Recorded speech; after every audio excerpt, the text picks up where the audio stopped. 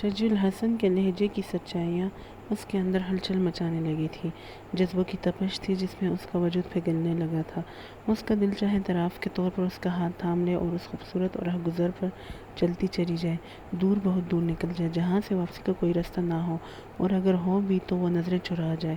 کتنی عجیب بات تھی کہ جس لمحے سے وہ خائف تھی اس کی گرفت میں آ گئی تھی اور قریب تھا کہ ان کی طرف ہاتھ بڑھا دیتی کہ اچانک اسما کا خیال آ گیا جس نے طویل برس ایک مرد کی بے تنائی میں سسکتے گزارے تھے اور وہ ہرگز نہیں بھول سکتی تھی وہ سیاہ راتیں جن کے نصیب میں سحر تھی ہی نہیں۔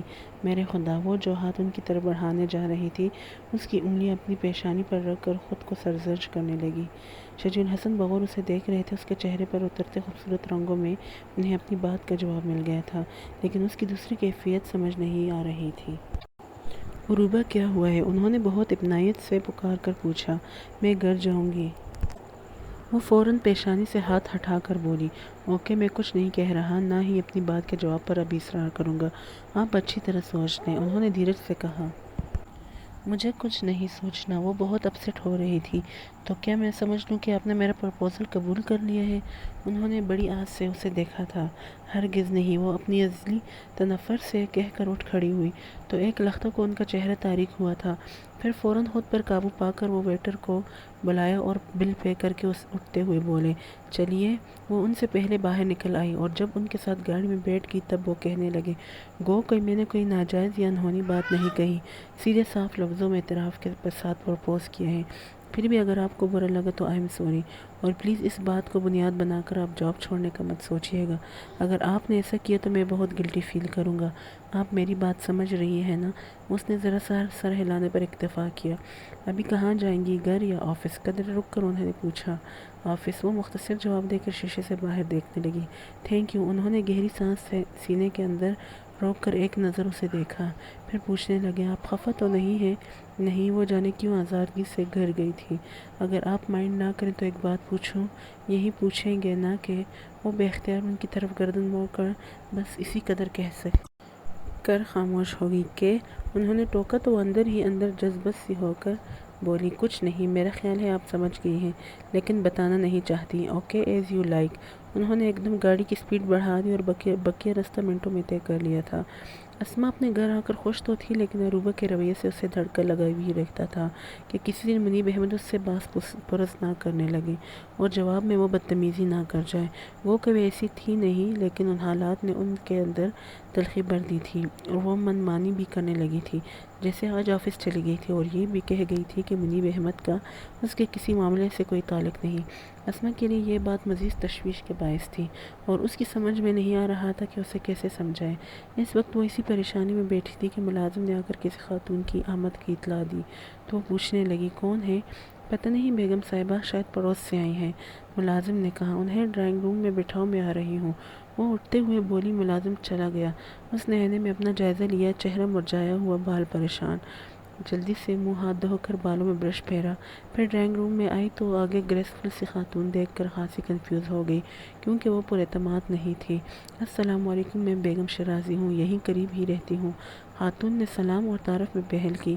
وعلیکم السلام۔ اسما صرف سلام کا جواب دے سکی اور انہیں بیٹھنے کا اشارہ دے کر خود بھی بیٹھ گئی۔ مجھے آج ہی ملازمہ نے بتایا کہ منیب احمد کی فیملی یہاں آ گئی ہے تو میں نے سوچا چلو مل آؤں۔ بیگم شیرازی کے نرم لہجے سے وہ متاثر ہو کر پوچھنے لگی، ساتھ وال میں بنگلے میں رہتی ہیں آپ؟ نہیں، اس رو کے اینڈ میں کارنر کا بنگلہ ہے، آپ آئیے گا نا؟ جی ضرور۔ اس نے زیادہ گردن ہلائی تھی۔ کتنے بچے ہیں آپ کے؟ بیگم شیرازی نے پوچھا۔ 2، ایک بیٹا ایک بیٹی۔ ماشاءاللہ، پڑھتے ہیں؟ بیگم شیرازی کو دان پانسی اسما کی طرح بھی جوان بچوں کی ماں نہیں لگ رہی تھی۔ نہیں، بیٹا تو منیب صاحب کے ساتھ ہوتا ہے اور بیٹی گریجویشن کر چکی ہے، بلکہ جاب بھی کر رہی ہے۔ اسما نے بتایا تو بیگم شیرازی حیران ہوئی۔ جاب کیوں؟ اس کا شوق ہے، بس میں یہی کہہ سکتی تھی۔ اچھا شوق ہے، لیکن پھر آپ تو سارا دن اکیلی ہوتی ہوں گی؟ بیگم شیرازی نے سراہ کر کہا۔ جی، میں بھی اکیلی ہوتی ہوں، میرا بیٹا ایک ہی بیٹا ہے اذان، کل جرمنی گیا ہے ہوا ہے بزنس ٹور پر۔ بیگم شیرازی خود ہی بتانے لگی، جب سے اذان کے والد کا انتقال ہوا ہے میں بہت وہمی ہو گئی ہوں، خاص طور سے بیٹے کے معاملے میں۔ بس چاہتی ہوں ہر وقت نظروں کے سامنے رہے، اور وہ اتنے ہی دور بھاگتا ہے، شاید مجھے ستاتا ہے۔ تو آپ شادی کر دیں اس کی، اسما بے ساختہ بولی تھی۔ ہاں اب یہی کرنا ہے۔ بیگم شیرازی کا چہرہ اذان کی شادی کے خیال سے کھل گیا تھا۔ تبھی اروبت دروازے میں آ کر بولی، امی آپ یہاں ہیں؟ وہ پہلے اسما کو کمرے اور کچن میں دیکھتی ہوئی آ رہی تھی، جب ہی اسما کو دیکھ کر بولی، پھر اس کے ساتھ بیٹی خاتون پر نظر پڑی تو واپس پلٹنے لگی تھی، لیکن اسما نے پکار لیا، آؤ بیٹا کیا کہنا تھا؟ کچھ نہیں، بیگم شیرازی کو دیکھ کر سلام کیا۔ وعلیکم السلام، یہ آپ کی بیٹی ہے؟ بیگم شیرازی نے اسے جواب دے کر اسما سے پوچھا۔ جی۔ اسما عروبہ کو دیکھ رہی تھی اور اسے چائے بھجوانے کا اشارہ کیا تو وہ سر ہلا کر وہیں سے پلٹ گئی۔ ماشاءاللہ بہت پیاری بیٹی ہے آپ کی، بالکل نہیں لگ رہا کہ یہ اتنا عرصہ لندن میں رہی ہے، بیگم شیرازی نے کہا تو اسما حیران ہوئی۔ لندن؟ میری ایک دو بار منیب صاحب سے رفیع صاحب کے ہاں ملاقات ہوئی تھی، انہوں نے بتایا تھا کہ طویل عرصہ لندن میں رہے ہیں اور ابھی 1-2 سال ہوئے یہاں شفٹ ہوئے۔ بیگم شیرازی نے اسما کی حیرت پر وضاحت کی۔ جی ایسا ہی ہے، اسما اب سنبھل کر بولی تھی۔ آپ آئیے گا نا، مجھے بہت خوشی ہوئی آپ سے مل کر۔ بیگم شیرازی بہت اپنائیت کا اظہار کر رہی تھی، اور اریبوں کو دیکھ کر تو وہ اور زیادہ مشتاق ہو گئی تھی، کیونکہ آج کل وہ اذان کے لیے لڑکیاں دیکھ رہی تھی۔ شکریہ، میں ضرور آؤں گی۔ اسما اٹھتے ہوئے بولی، میں ابھی آتی ہوں، چائے وغیرہ کا تکلف رہنے دے، میں انشاءاللہ پھر آؤں گی۔ بیگم شیرازی نے اس کے اٹھنے سے سمجھ کر کہا۔ بس 2 منٹ۔ اسما بہت اجرت میں گئی تھی۔ دکھ کی بات تو تھی کہ وہ جو انہیں بہت اپنی لگنے لگی تھی، وہ ان کے بننے پر آمادہ ہی نہیں ہوئی تھی، اور جانے کیوں انہیں لگ رہا تھا جیسے کوئی مجبوری اس کا راستہ روکے ہوئے ہے، ورنہ وہ انہیں ناپسند نہیں کرتی۔ یہ بات اکثر انہوں نے محسوس کی تھی کہ جب وہ بے دہانی میں انہیں دیکھتی تھی اور ان کے ایک دم متوجہ ہونے پر اس کے چہرے پر جو رنگ اترتے تھے وہ اس کے اندرونی جذبوں کو ظاہر کرتے تھے، اس کے بعد اس کا بوکھلانا اور انجان بن جانا اس کی سمجھ میں نہیں آتا تھا، پھر بھی انہیں یقین تھا کہ وہ ان کا پرپوزل ریجیکٹ نہیں کرے گی، اور یہ ان کا اپنی ذات پر غرور نہیں بلکہ اپنے جذبوں پر ایمان تھا، اس لیے اس کے انکار کو وہ عام مردوں کی طرح اپنی توہین نہیں سمجھ رہے تھے۔ اس کے برعکس یہ خیال آ رہا تھا کہ ہو سکتا ہے وہ اس کے معیار پر پورے نہ اترتے ہوں، اور یہ یقیناً ان کی اعلی ظرفی تھی جو وہ اسے الزام نہیں دے رہے تھے۔ البتہ دکھ ضرور تھا کہ وہ پہلی لڑکی تھی جسے انہوں نے پوری ایمانداری سے چاہا اور اپنے تمام جذبے اس کے نام لکھ دیے تھے۔ اس کے بعد ان کے پاس کچھ نہیں رہا تھا، دل کی ویرانی بڑھنے لگی، اور اس وقت گھر جانے کے خیال سے ہی وحشت ہونے لگی تو وہ نتاشا کے گھر چلے آئے۔ خیال تھا کہ اس کے بچوں کے ساتھ دھیان بڑھ جائے گا، لیکن آگے دنوں بچے اپنے باپ کے ساتھ کہیں گئے ہوئے تھے۔ وہ سخت مایوس ہوئے اور چاہا کہ کھڑے کھڑے نتاشا سے مل کر لوٹ جائیں، لیکن یہ کہاں ممکن تھا، اتنے دنوں بعد اس کے گھر آئے تھے۔ وہ چھوٹتے ہی شکوہ کرنے لگی تھی، جسے وہ فوری واپسی کا ارادہ ترک کر کے میٹھے لہجے میں بولے، اس لیے نہیں آتا کہ تم بولتی بہت ہو، چائے بھی 1 گھنٹے بعد پوچھو گی؟ جی نہیں، میں فوراً چائے لے آؤں گی۔ آپ بہت آرام اور اطمینان سے بیٹھیں، کیونکہ رات کے کھانے سے پہلے میں آپ کو جانے نہیں دوں گی۔ نتاشا اپنی بات ختم کرتے ہی کمرے سے نکل گئی تو اسی وقت جانے کا بہانہ سوچنے لگے۔ کچھ دیر بعد نتاشا چائے لے کر آئی تو وہ اس کے ہاتھ سے کپ لیتے ہوئے پوچھنے لگی، کہاں لے گئے ہیں آصف بچوں کو؟ کہیں دور نہیں گئے، بس آتے ہی ہوں گے۔ نتاشا بیٹھتے ہوئے بولی، ویسے بھائی آپ تب تک ہمارے بچوں سے دل بہلائیں گے جب آپ نہ سوچیں، آخر آپ شادی کیوں نہیں کرتے؟ میرے ہاتھ میں شادی کی لکیر ہی نہیں ہے۔ انہوں نے ٹالا، ارے یہ آپ کب سے ہاتھ کی لکیروں پر یقین کرنے لگے؟ نتاشا ہنسی تھی، شروع سے کرتا ہوں، وہ بنیادی سے بولے تھے، بس رہنے دے، مجھے اذان بھائی نے سب بتا دیا ہے، آپ جس لڑکی کو پسند کرتے ہیں وہ آپ کے آفس میں کام کرتی ہے نا؟ نتاشا نے جتا کر اپنی بات کی تصدیق چاہی۔ اذان کو بکواس کرنے کی عادت ہے۔ اوہ ہاں، یاد آیا، مجھے مما کے پاس جانا ہے۔ اذان کے ذکر پر انہیں جانے کا بہانہ بھی سوج گیا، فوراً اٹھ کھڑے ہوئے۔ ہائے، آپ تو منہ سے بات نکالتے ہی کھڑے ہو گئے، آصف کو تو آنے دیں، ان سے مل کر جائیے گا۔ پھر آ جاؤں گا، ابھی ماما کے پاس جانا ضروری ہے، اصل میں اذان جرمنی گیا ہوا ہے اور ماما بیچاری اکیلی ہے۔ اچھا چلتا ہوں۔ وہ بڑی اجلت کا مظاہرہ کرتے ہوئے نکلے تھے اور 15 منٹ میں ہی ماما کے پاس پہنچے تو وہ انہیں دیکھ کر خوش ہو گئی۔ میں ابھی تمہیں ہی یاد کر رہی تھی، دیکھ لیں آپ نے یاد کیا اور میں آ گیا۔ انہیں حقیقتاً ماما کے پاس آ کر بہت سکون ملتا تھا۔ میں نے کچھ دیر پہلے تمہارے گھر فون کیا تھا، بابا نے بتایا تم ابھی تک آفس سے نہیں آئے۔ خیریت اتنی دیر تک آفس میں؟ ماما نے انہیں اپنے پاس بٹھاتے ہوئے پوچھا۔ نہیں، آفس سے تو جلدی نکلا تھا، وہاں سے نتاشا کی طرف چلا گیا۔ آپ کو کوئی کام تھا؟ انہوں نے پوچھا۔ نہیں، کام تو کوئی نہیں، البتہ ایک خوشخبری سنانی ہے تمہیں۔ پہلے یہ بتاؤ کھانا کھاؤ گے؟ بالکل بھوک نہیں ہے ماما، بس آپ جلدی سے خوشخبری سنیں۔ انہوں نے ماما کی خوشی دیکھتے ہوئے دلچسپی ظاہر کی۔ ہاں، خوشی کی خبر یہ ہے کہ اذان شادی کے لیے آمادہ ہو گیا ہے اور مجھے اس کے لیے ایک لڑکی بھی پسند آ گئی ہے، ماما نے بہت خوش ہو کر بتایا۔ وہ بھی خوش ہو گئے واقعی؟ ہاں بیٹا، اور اب میں چاہتی ہوں یہ کام جلدی ہو جائے، اذان کے آنے سے پہلے میں بات پکی کر لوں اور پھر اس کے آتے ہی شادی، ٹھیک ہے نا؟ ماما نے اپنا پروگرام بتا کر ان کی تائید چاہی تو وہ ذرا سے کندھے اچکا کر بولے، جیسے آپ کی مرضی۔ ویسے اذان کیا کہتا ہے؟ اس نے سب کچھ مجھ پر چھوڑ دیا ہے، دوپہر میں اس کا فون آیا تھا تو میں نے بتایا میں اس کے لیے لڑکی پسند کر چکی ہوں۔ کہنے لگا بس ٹھیک ہے، اب آگے بھی جو آپ کا دل چاہے کریں، اور میرا دل چاہتا ہے فوراً دلہن گھر لے آؤں۔ ماما کی آنکھیں اس تصور سے چمکنے لگی تھی۔ بس تو آپ شادی کی تاریخ فکس کر کے فوراً اذان کو بلا لیں، انہوں نے کہا تو ہنستے ہوئے کہنے لگی، بیٹا ابھی تو میں رشتہ لے کر بھی نہیں گئی، پھر وہ اذان کو دیکھے بغیر حامی نہیں بھریں گے۔ یہ تو ہے، پھر آپ دیر کیوں کر رہی ہیں؟ بات تو کریں۔ ہاں جلدی جاؤں گی، دعا کرو وہ لوگ مان جائیں، آپ کی بات کوئی ٹال نہیں سکتا۔ ماما وہ یقین سے کہہ کر اٹھ کھڑے ہوئے۔ گیا رہ گیا۔ 11 بج گئے تھے، اس لیے ماما نے بھی رکنے پر اصرار نہیں کیا، البتہ دوبارہ آنے کی تاکید کی۔ نتاشا کے بعد ماما کے ساتھ باتوں میں کافی حد تک اس کا دھیان بٹ گیا تھا، لیکن پھر گھر آتے ہی ایک دم تنہائی کا احساس ہونے لگا تھا۔ اپنے کمرے میں جانے کے بجائے لاؤنج میں بیٹھ گئے اور ریموٹ کنٹرول اٹھا کر ٹی وی آن کر دیا۔ آبدہ پروین غزل سنا رہی تھی۔ اے درد بتا کچھ تو ہی بتا، اب تک یہ معمہ حل نہ ہوا، ہم میں ہے دل بیتاب نہاں، یا اب دل بیتاب ہے ہم۔ میاں آج اتنی دیر کر دی، کھانا لگا دوں؟ دینو بابا پوچھ رہے تھے۔ وہ غزل میں اتنے مگن تھے کہ کوئی جواب ہی نہیں دیا، تب ہی فون کی بیل بج اٹھی۔ دینو بابا نے جا کر ریسیور اٹھایا، کارڈ لیس لے کر ان کے پاس آ گئے۔ میاں، یہ تیسری بار اذان میاں کا فون آ رہا ہے۔ انہوں نے چونک کر دیکھا، پھر ٹی وی آف کرنے کے ساتھ ان کے ہاتھ سے کارڈ لیس لے کر کان سے لگاتے ہوئے بولے، یس شجیع الحسن، خیر سے گھر آ گئے؟ اذان نے جیسے اس کی موجودگی پر شکر کیا۔ کون؟ اذان، کیسے ہو؟ میں تو ٹھیک ہوں، تم اپنی سناؤ، کہاں رہتے ہو؟ شام سے فون کر رہا ہوں، آفس میں ٹرائی کیا، وہاں بھی نہیں تھے، اور جہاں بھی تھے سچ بتاؤ وہ ساتھ تھی؟ اذان نے روانی سے بولتے ہوئے آخر میں پوچھا۔ میں ماما کے پاس تھا، وہ بہت ضبط سے بولے تھے۔ پھر تو تمہیں ساری خبریں مل گئی ہوں گی، اذان نے مایوسی سے کہا۔ ہاں ماما بہت خوش ہے، تم کب آ رہے ہو؟ آ جاؤں گا یار، آ جاؤں گا۔ یہ بتاؤ تمہارا معاملہ کہاں تک پہنچا؟ اذان نے تسلی دے کر پوچھا۔ وہ اپنی جگہ پہلو بدل کر بولے، میرا کوئی معاملہ نہیں ہے۔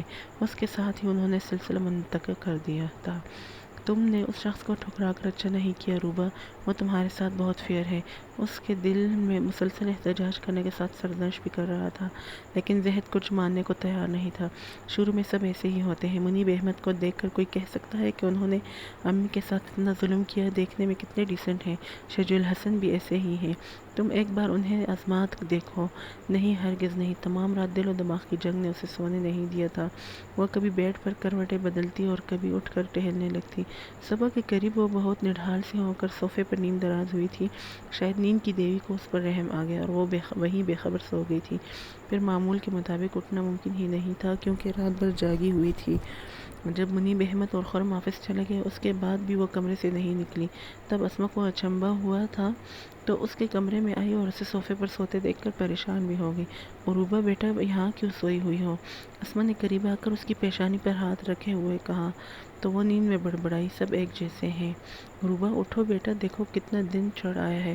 اس نے کسمسا کر ذرا سی آنکھیں کھولیں اور اسما کو اپنے اوپر جھکے دیکھ کر پوچھنے لگی، کیا ہوا ہے بیٹا، یہ کس طرح سو رہی ہو؟ گردن میں درد ہو جائے گا، اٹھو بیڈ پر لیٹو۔ اسما نے اس کی گردن کے نیچے ہاتھ رکھ کر اس کا سر اونچا کیا تو وہ اٹھ کر بیٹھ گئی، اور خود صوفے پر دیکھ کر اسے یاد آ گیا کہ وہ کب اور کس حال میں سوئی تھی۔ تب جھنجھلا کر بولی، کیوں اٹھا دیا؟ آفس نہیں جاؤ گی؟ میں نے تمہارے پاپا سے بات کر لی ہے، وہ کہہ رہے تھے اگر تمہیں شوق ہے تو میں شوقیہ جاب نہیں کرتی۔ وہ اسما کی بات کاٹ کر ناراضی سے بولی اور اٹھ کر واش روم چلی گئی۔ ایک تو ذہنی انتشار، دوسرے نیند بھی پوری نہیں نہیں ہوئی تھی، اس لیے شاور لینے کے بعد بھی طبیعت بوجھل ہی رہی۔ آفس جانے کو دل نہیں چاہا اور چھٹی تو وہ کر سکتی تھی، لیکن اس خیال سے کہ کہیں شجیع الحسن یہ نہ سمجھ لے کہ وہ ان کی باتوں کا برا مان کر گھر بیٹھ گئی ہے، وہ جانے کے لیے تیار ہو گئی، کیونکہ اگر ان کی کوئی بات بری لگی بھی تھی تب بھی وہ ان پر ظاہر کرنا نہیں چاہتی تھی، اس کے برعکس جیسے اس کے نزدیک کسی بات کی کوئی اہمیت ہی نہیں تھی، اور یہ شاید اس کے اندر کا چور تھا۔ بہرحال لیٹ ہونے کے باوجود اس نے اپنا ارادہ نہیں بدلا اور بیگ کندھے پر لٹکا کر ریسٹ واچ گھڑائی پر باندھتے ہوئے کمرے سے نکلی تو آگے لاؤنج میں اسما کے ساتھ اس کی روزواری آنٹی کو بیٹھے دیکھ کر اس کے قدم رک گئے۔ السلام علیکم، اس نے اخلاقاً سلام کیا۔ وعلیکم السلام۔ ماما اسے دیکھ کر مسکرائی۔ اچھا امی، میں جا رہی ہوں۔ وہ فوراً اسما کی طرف متوجہ ہو گئی۔ بیٹا ناشتہ تو کر لو، بس پہلے ہی لیٹ ہو رہی ہوں، خدا حافظ۔ وہ عجلت میں کہتے ہوئے باہر نکل آئی تھی اور خود کو بہت اسٹرانگ سمجھتی تھی۔ اس کا خیال تھا حالات نے اسے انبریکیبل بنا دیا ہے، لیکن جب اپنی سیٹ پر بیٹھتے ہوئے شجیع الحسن پر نظر پڑی تو اس اپنے بارے میں اس کے سارے دعوے دھرے کے رہ گئے۔ سینے کے اندر ایسا محشر برپا ہوا کہ وہ پریشان ہوگی، اور ایسا تو ہونا ہی تھا۔ شجیع الحسن کوئی عام سے شخص نہیں تھے، نہ ہی ان کے جذبے اتنے بودے تھے جو آرام سے دامن بچا کر بیٹھ رہتی۔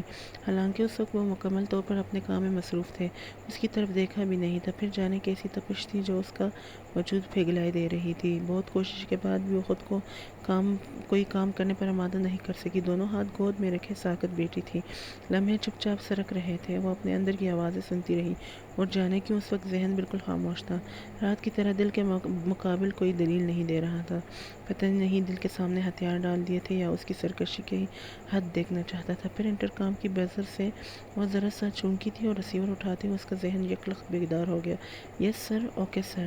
دوسرے پل وہ ریسیور رکھ کر شجیع الحسن کے کمرے میں آئی تو وہ اسے بیٹھنے کا اشارہ کرتے ہوئے پوچھنے لگے، آپ کی طبیعت ٹھیک نہیں یا پریشان ہے؟ نو سر، یہ دونوں باتیں نہیں ہیں، میں بالکل ٹھیک ہوں اور پریشان بھی نہیں ہوں، وہ اپنی کیفیت پر قابو پانے کی صحیح کرتے ہوئے بولی تھی۔ اچھا؟ ان کی ذرا سی ہنسی میں غیر یقینی تھی، جس سے وہ اندر ہی اندر جذباتی ہو کر بولی، سر میں یہ جاب جاری نہیں رکھ سکتی۔ انہوں نے ایک دم سر اٹھا کر دیکھا تو وہ فوراً کہنے لگی، میں آپ کی وجہ سے جاب نہیں چھوڑ رہی، پھر بس میری مدر نہیں چاہتی کہ میں جاب کروں، اس لیے میں ریزائن دے رہی ہوں، البتہ آپ کی فرم کے اصول کے مطابق اس مہینے میں پابند ہوں۔ اس نے اچانک ابھی جاب چھوڑنے کا فیصلہ کر لیا تھا۔ وہ کچھ دیر تک یوں ہی اسے دیکھتے رہے، پھر گہری سانس کھینچ کر بولے، اوکے، یہ آپ کا ذاتی معاملہ ہے اور مجھے اس سلسلے میں کچھ کہنے کا کوئی حق نہیں۔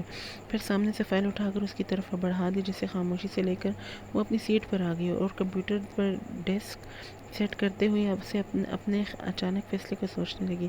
خود اس کی سمجھ میں نہیں آ رہا تھا کہ اس نے ایک دم سے جاب چھوڑنے کا کیوں کہہ دیا، اور یہ کہ اس کے بعد وہ کیا کرے گی، نئے سرے سے دوسری جاب یا کچھ بھی نہیں۔ ابھی تو 1 مہینہ ہے، اس کے بعد دیکھا جائے گا۔ آخر اس نے جھنجھلا کر ایک سر جھٹکا اور توجہ سے کی بورڈ پر انگلیاں چلانے لگی، جبکہ شجیع الحسن کھنجیوں سے اسے دیکھتے ہوئے سوچ رہے تھے کہ وہ یقیناً ان کی وجہ سے جا رہی ہے، اور کیا ستم ظرفی ہے کہ وہ اسے روک بھی نہیں سکتے۔ آج بیگم شیرازی آئی تھی۔ اسما رات میں فراغت سے منیب احمد کے پاس بیٹھ کر بتانے لگی، آپ شاید ملے ہیں ان سے، اسی لائن میں کارنر کا بنگلہ ہے، عروبہ کے لیے اپنے بیٹے کا پرپوزل دے گئی ہے۔ اچھا، کیا کرتا ہے ان کا بیٹا؟ منیب احمد اسما کی آخری بات پر پوری طرح متوجہ ہوئے تھے۔ بزنس کرتا ہے؟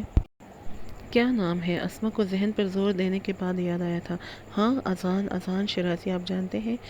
اس بار منیب احمد سوچ میں پڑ گئے، پھر نفی میں سر ہلا کر بولے، جانتا تو نہیں لیکن نام سنا ہوا لگ رہا ہے۔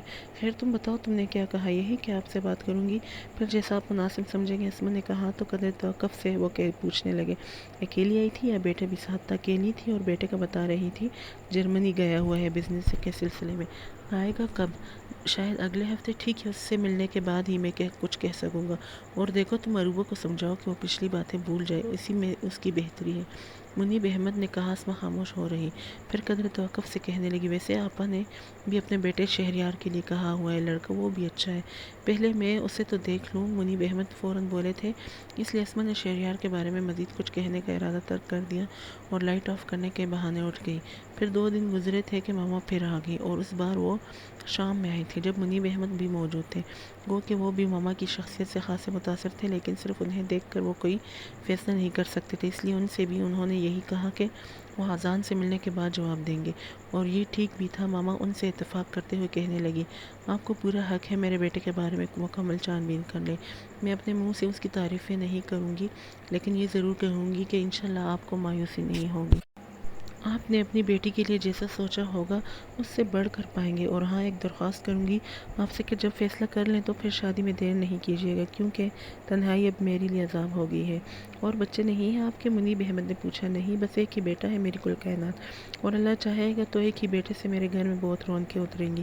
ماما کے لہجے میں اپنے بیٹے کے لیے بڑے بڑے ارمان تھے۔ پھر وہ یہ کہہ کر رخصت ہوئی کہ جس روز اذان آئے گا وہ اسی روز منیب احمد اور اسما کو اپنے گھر مدعو کریں گی۔ اور یہ اتفاق تھا کہ جس وقت ماما جا رہی تھی اسی وقت عروبہ آفس سے آ رہی تھی۔ اس نے ماما کو گاڑی میں بیٹھتے ہوئے دیکھا تھا، اور اتنی جلدی اس خاتون کو دوبارہ آمد پر وہ کچھ چٹکی تھی، لیکن اسما کے ساتھ کیونکہ منیب احمد بھی موجود تھے اس لیے وہ فوراً کچھ نہیں پوچھ نہیں سکی اور سیدھی اپنے کمرے میں چلی گئی۔ میرا خیال ہے عروبہ کو جان چھوڑ دینی چاہیے، منیب احمد نے اس کے پیچھے دیکھتے ہوئے اسما سے کہا۔ میں نے کہا تو اس سے، لیکن وہ نہیں مانتی۔ اسما سادی سے بولتی تھی۔ بہت غلط تربیت کی ہے تم نے اس کی۔ منیب احمد نے فوراً الزام اس کے سر رکھ دیا تو وہ دل مسوس کر کے رہ گئی۔ تبھی خرم آ گیا، اور اس سے پہلے کہ وہ ماں کے چہرے پر اترے کسی دکھ کو محسوس کرتا، منیب احمد اسے اپنی طرف متوجہ کر کے کہنے لگے۔ کیا بات ہے، بہت مصروف رہنے لگے ہو آج کل؟ کیا ابھی تک آفس میں تھے؟ جی، عروبہ کہاں ہے؟ خرم نے مختصراً جواب کے ساتھ پوچھا۔ اپنے کمرے میں، وہ بھی ابھی آفس سے آئی ہے۔ منیب احمد نے عروبہ کا آفس جانا جتایا تو اسما چائے کے بہانے وہاں سے اٹھ گئی، کیونکہ اب وہ مزید کوئی جھگڑا نہیں چاہتی تھی، اس لیے چائے بننے تک قصداً خود کو ادھر ادھر مصروف رکھا، اور جب ملازم نے چائے کی ٹرے لے جا کر رکھ دی تب خرم کے پکارنے پر اسے مجبوراً آنا پڑا تھا۔ منیب احمد خرم کو ماما کے بارے میں بتا رہے تھے اور ان کی آمد کا مقصد بتا کر کہنے لگے۔ اذان شیرازی نام ہے لڑکے کا، امپورٹ ایکسپورٹ کا بزنس ہے، آج کل جرمنی گیا ہوا ہے، اور میں چاہتا ہوں اس کی آمد سے پہلے تم اس کے بارے میں کچھ چھان بین کر لو۔ ویسے اس کی ماں تو بہت اچھی سلجھی ہوئی خاتون ہے، پھر بھی ہمیں لڑکے کے بارے میں اطمینان کر لینا چاہیے۔ فکر نہیں کریں، میں کل ہی معلوم کر لوں گا، خرم نے چائے کا سب لیتے ہوئے کہا۔ اور بیٹا تم نے اپنے بارے میں کیا سوچا ہے؟ وہ شبنم، منیب احمد نے اسی قدر کہا تھا کہ خرم بول پڑا۔ نہیں بابا، وہ بات ختم ہوگی، اب تو ممی ہی میرے لیے سوچیں گی، اور عروبہ کی شادی کے بعد۔ کیوں ممی ٹھیک ہے نا؟ ہاں، لیکن عروبہ کی شادی کے بعد کیوں؟ اگر دونوں ساتھ ہی ہو جائے تو اچھا ہے، اسما نے اپنا خیال ظاہر کیا۔ نہیں، میں دو شادیاں ایک ساتھ کرنے کے حق میں نہیں ہوں۔ منیب احمد نے جانے کس بنا پر اختلاف کیا۔ جیسے آپ کی مرضی، اسما سلجھو انداز میں بولی تھی۔ ماما بڑی شدت سے اذان کی منتظر تھی تاکہ اس کے آتے ہی شادی کا سلسلہ شروع ہو اور وہ دلہن لے آئے۔ غالباً ان کے اندر خدشہ تھا کہ زیادہ دن گزرنے پر کہیں اذان اپنا ارادہ نہ بدل دے، پہلے ہی اتنی مشکل سے آمادہ ہوا تھا، اور اس سے کچھ بعید نہیں تھا جس طرح پہلے انہیں چکر دیتا رہا تھا اب بھی اپنی بات سے پھر سکتا تھا، اور اسی خدشے کے تحت وہ چاہتی تھی کہ اس کا ارادہ بدلنے سے پہلے ہی وہ اس کے سر پر سہرا سجا دے۔ پھر انہیں عروبہ بھی بہت پسند آئی تھی اور وہ کسی صورت اسے کھونا نہیں چاہتی تھی۔ اس وقت اذان کا فون آیا تو وہ چھوٹتے ہی بولی، بس بیٹا تم پہلی فلائٹ سے واپس آ جاؤ۔ کیوں مما، خیریت تو ہے نا؟ اذان کو ان کی فکر لاحق ہوئی۔ آپ کی طبیعت؟ میری طبیعت بالکل ٹھیک ہے، لیکن اگر تم نہیں آئے تو پھر میں کچھ نہیں کہہ سکتی۔ کیا مطلب ہے آپ کا؟ وہ الجھا تھا۔ بس تم آ جاؤ، میں تنہائی سے عاجز آ گئی ہوں، اور بیٹا تمہیں ذرا سا احساس نہیں ہے 10 دن کا کہہ کر گئے تھے اور اب کتنے دن ہو گئے ہیں؟ ماما نے اسے لتاڑنا شروع کیا تو ادھر سے وہ بھی جھنجھلا کر بولا، آپ بھی کمال کرتی ہیں، میں یہاں کوئی تفریح نہیں کر رہا، کام سے آیا ہوں، کوئی ضرورت نہیں ہے اتنا کام پھیلانے کی، جو یہاں ہے وہ بھی اللہ کا شکر ہے بہت زیادہ ہے، صرف تمہارے لیے ہی نہیں تمہارے بچوں کے لیے بھی۔ یہ بچے کہاں سے آ گئے؟ اس بار اذان نے کچھ معاملہ سمجھ کر حیرت کا اظہار کیا۔ آئے نہیں، آ جائیں گے، تم سمجھے تم، اور یہ بھی سمجھ لو کہ اگر تم پہلی فلائٹ سے نہیں آئے تو۔ ماما نے وارننگ ادھوری چھوڑ کر فون بند کر دیا، کیونکہ جانتی تھیں کہ زیادہ تفصیل سے بات کرنے پر اذان اپنی منوانے میں کامیاب ہو جائے گا، جبکہ ایسی صورت میں بھاگا چلائے گا، اور یہی ہوا۔ اگلے روز ناشتے وغیرہ سے فارغ ہو کر وہ ابھی فیکٹری کے مینیجر کو فون کرنے کا سوچ ہی رہی تھی کہ اذان آ گیا۔ چند دنوں کی تبدیلی آب و ہوا ہمیشہ اس پر بہت اچھا اثر ڈالتی تھی۔ لیجیے ماما، آپ کے حکم پر پہلی فلائٹ سے آ گیا، وہ ماما کے گلے لگتے ہوئے بولا۔ جواب میں ماما نے ڈھیروں دعائیں دے ڈالیں، جیتے رہو، خوش رہو، اللہ تمہاری جیسی نیک سعادت مند اولاد سب کو دے۔ ہاں ہاں، سب حسب عدد اس نے زوردار کہکا لگایا، پھر مما کے ساتھ صوفے پر بیٹھتے ہوئے پوچھنے لگا، آپ بتائیے اصل معاملہ کیا ہے؟ اتنے شارٹ نوٹس پر بلانے کی وجہ؟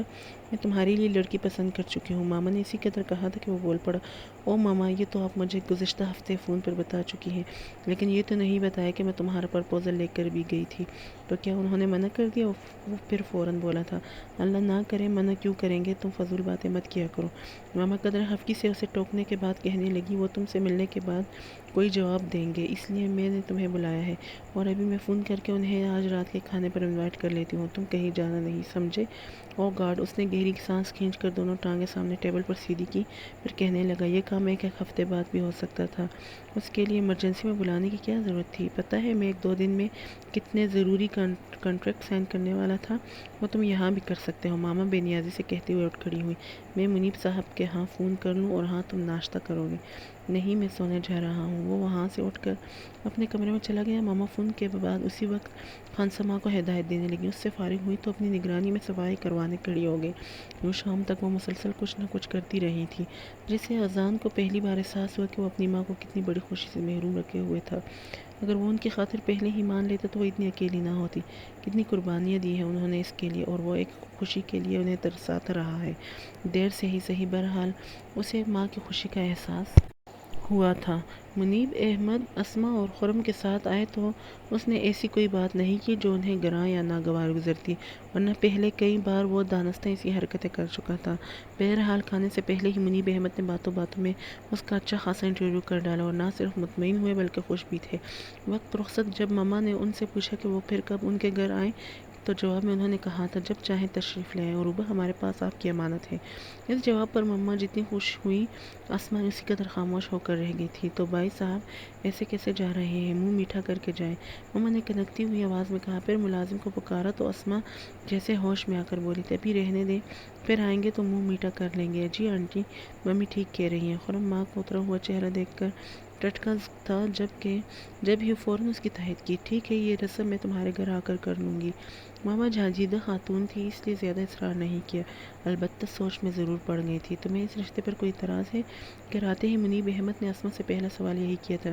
نہیں، مجھے تو کوئی اعتراض نہیں، لیکن آپ نے حامی بننے میں جلدی کی ہے، میرا مطلب ہے پہلے ہمیں عروبہ سے پوچھنا چاہیے تھا۔ اگر اس نے منع کر دیا تو اسما کسی طرح اپنے خدشے کو دبا نہیں سکی۔ کیوں منع کرے گی؟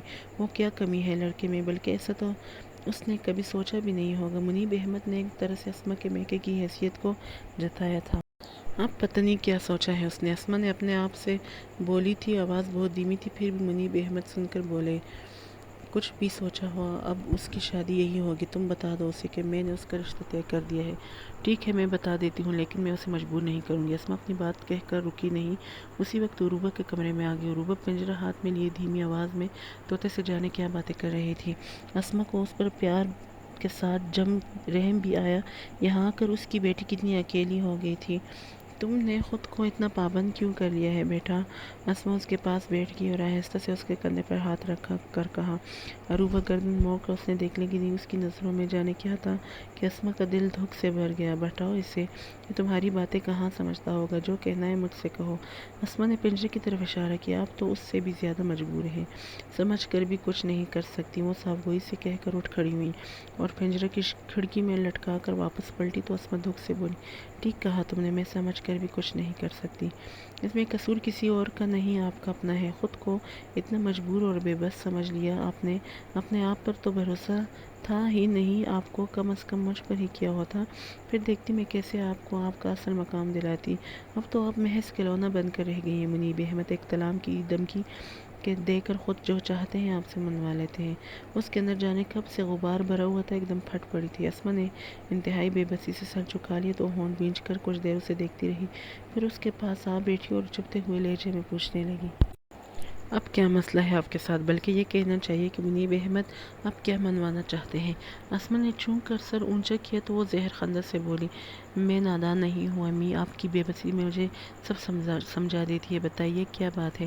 وہ اسما اپنے آپ میں الجھنے لگی، کیوں پریشان ہو رہی ہیں، بتا دیجیے۔ اس نے اصرار کیا، تمہارے پاپا نے تمہاری بات طے کر دی ہے۔ اسما ایک دم کہہ گئی اور وہ اچھل پڑی، کیا؟ مجھ سے پوچھے بغیر انہیں یہ حق کس نے دیا؟ وہ تمہارے باپ ہیں۔ اسما نے تنبیہ کی، ہوں ہاں باپ۔ وہ تو نفرت سے سر جھٹکتی اٹھ کھڑی ہوئی، ساری زندگی کیا دیا باپ نے جو اپنا حق جتانے آ گئے ہیں؟ صاف کہہ دیجیے ان سے کہ مجھے شادی کرنی ہی نہیں ہے۔ لیکن بیٹا وہ حامی بھر چکے ہیں۔ اسما نے بڑی عاجزی سے اسے دیکھا، لیکن اس پر کچھ اثر نہیں ہوا۔ یہ ان کا مسئلہ ہے، آپ کیوں پریشان ہوتی ہیں؟ یا انہوں نے پھر طلاق کی دھمکی دی ہے؟ فضول باتیں مت کرو۔ اسما نے زچ ہو کر ٹوک دیا، پھر اٹھتے ہوئے بولی، میں تمہیں مجبور نہیں کروں گی، لیکن سوچنے کو ضرور کہوں گی۔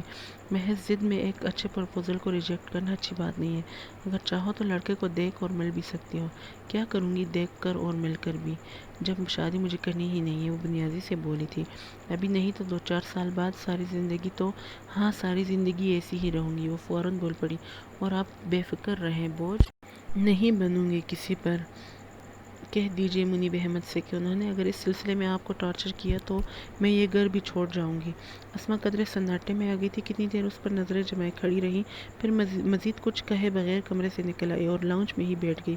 منیب احمد اپنے کمرے میں جا چکے تھے اور وہ فوری طور پر ان کا سامنا نہیں کرنا چاہتی تھی، کیونکہ جانتی تھی کہ وہ چھوٹتے ہی اس پر سوالوں کی بوچھاڑ کر دیں گے، جن کا جواب دینے کے لیے بہت ہمت کی ضرورت تھی، اور وہ ایسی ہمت اور جرأت کہاں سے لاتی۔ ایک طرف شوہر، دوسری طرف بیٹی تھی، ایک طلاق کی دھمکی دیتا تھا اور دوسری اب گھر چھوڑنے کی دھمکی دے گئی تھی۔ اس کی سمجھ میں نہیں آ رہا تھا کہ آخر وہ کس جرم کی سزا کاٹ رہی ہے۔ کتنی دیر ہو گئی تھی اسے وہاں بیٹھے ہوئے۔ جب کافی حد تک اس کے اعصاب پرسکون ہو گئے، تب اس نے اپنے کمرے میں جانے کا سوچا تھا کہ خرم جانے کس کام سے اپنے کمرے سے نکل آیا اور اسے لاؤنج میں بیٹھے دیکھ کر پہلے ٹٹکا، پھر قریب آ کر پوچھنے لگا، کیا بات ہے ممی، آپ سوئی نہیں ابھی تک؟ اس کے سینے سے بے اختیار گہری سانس خارج ہوئی، پھر خرم کو دیکھ کر بولی، نیند نہیں آ رہی، پاپا سو گئے؟ ہاں شاید۔ تم کیوں جاگ رہے ہو؟ اس نے منہ میں جواب دے کر پوچھا، میں کام کر رہا تھا۔ خرم سرسری انداز میں بتا کر اس کے پاس بیٹھ گیا اور اس کے کندھے پر ہاتھ رکھ کر کہنے لگا، مجھ سے کیوں چھپاتی ہے ممی؟ کیا میں آپ کا بیٹا نہیں ہوں؟ کیا چھپایا ہے میں نے تم سے؟ وہ اندر سے پریشان ہو گئی تھی۔ اگر نہیں چھپایا تو اب بھی نہیں چھپائیں، مجھے بتائیں کہ کیا بات ہے آپ پریشان کر رہی ہیں۔ اب پلیز یہ مت کہہ دیجیے گا کہ کوئی بات نہیں۔ میں نے شام میں شیرازی صاحب کے گھر میں ہی محسوس کر لیا تھا، آپ ایک دم خاموش ہو گئی تھی اور پریشان بھی۔ آپ کو اذان پسند نہیں آیا یا آپ نے عروبہ کے لیے کچھ اور سوچا ہوا تھا؟ خرم نے بڑی خوبصورتی سے اسے گھیر لیا تھا، پھر بھی وہ ٹال گئی۔ یہ دونوں باتیں نہیں ہیں بیٹا، پھر کیا بات ہے؟ تمہارے پاپا کی جلد بازی نے مجھے پریشان کر دیا تھا۔ بے شک اذان اچھا لڑکا ہے، پھر بھی انہیں پہلے عروبہ سے پوچھنا چاہیے تھا۔ تو کیا عروبہ منع کر رہی ہیں؟ خرم نے فوراً پوچھا، لیکن اس نے فوراً جواب نہیں دیا۔ کچھ دیر سوچنے کے بعد کہنے لگی، عروبہ کہتی ہے اسے شادی کرنی ہی نہیں ہے، اور کم از کم میں تو اسے قائل نہیں کر سکتی۔ ادھر تمہارے پاپا زبان دے چکے ہیں، اب بتاؤ میں پریشان ہوں کہ نہیں؟ نہیں، میرا مطلب ہے یہ کوئی پریشانی کی بات نہیں ہے، خرم نے بڑے آرام سے کہہ دیا۔ تم نہیں جانتے بیٹا ان باپ بیٹی کو، دونوں اپنی ضد کے پکے ہیں۔ اسما کی تشویش کم نہیں ہوئی تھی۔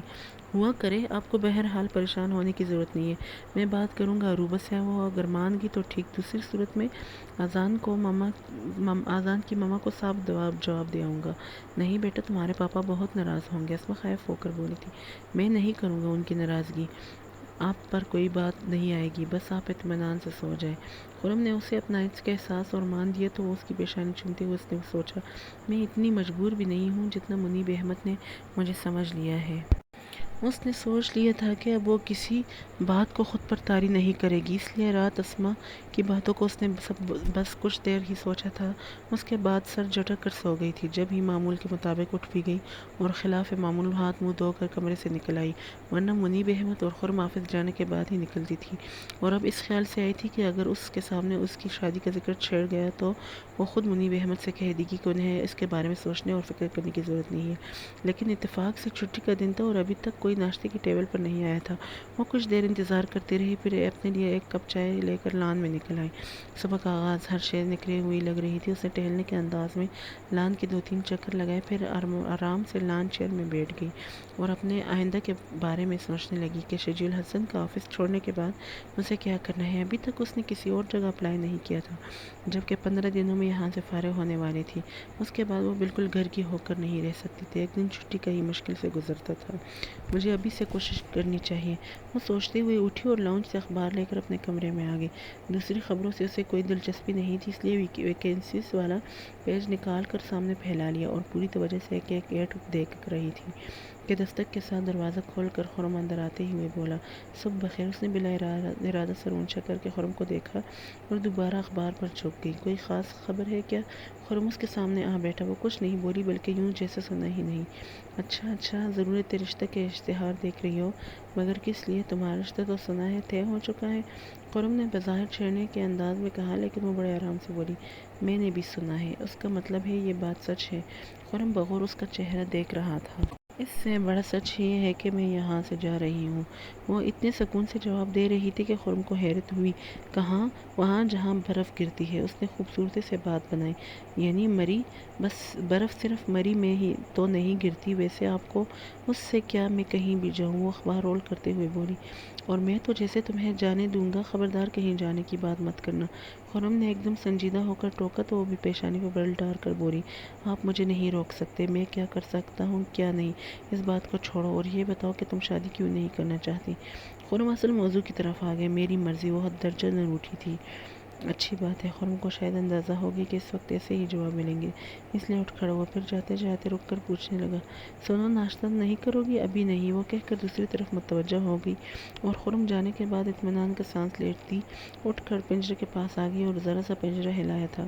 طوطا چلانے لگا، روبا، روبا، تمہاری روبا کے خلاف پھر سازش ہو رہی ہے، لیکن میں اب کمزور نہیں پڑوں گی۔ ویسے میرا خیال ہے خرم بھائی سمجھ گئے ہیں اور دوبارہ اس موضوع کو نہیں چھیڑیں گے اور امی کو بھی سمجھا دیں گے، ہے نا روبا؟ روبا یار، ایک تو تم بھی بس ایسے ہی ہو۔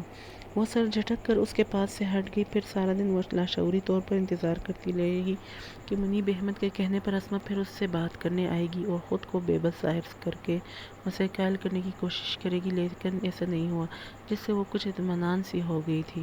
وہ شام میں اپنے کمرے سے نکلی تو لاؤنج میں اسما کے ساتھ منیب احمد کو بیٹھے دیکھ کر وہ رک کے بغیر کچن میں چلی آئی۔ گو کہ خانسامہ موجود تھا، پھر بھی وہ اپنے کام خود ہی کرتی تھی، چائے، کھانا گرم کرنا اور طوطے کے لیے چوری وغیرہ۔